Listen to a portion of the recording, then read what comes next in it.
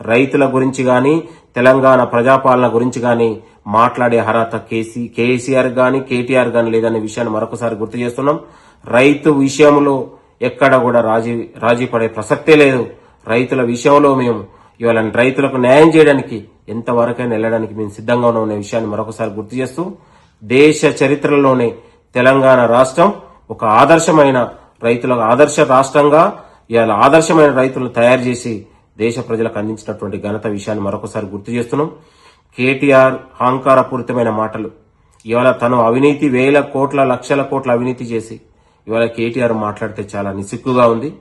ఇవాళ మా హాయంలో మేము గర్వంగా చెప్పగలుగుతున్నాం, కాంగ్రెస్ ప్రజాపాలన వచ్చిన తర్వాత ఇవాళ సంక్షేమానికి పెద్దపీట వేయగలిగినాం, రైతుని రాజును చేయగలిగినాం, నిరుద్యోగులకు ఉద్యోగాలు ఇవ్వగలిగినాం, మహిళలకు చేయూతను అందించగలిగినాం.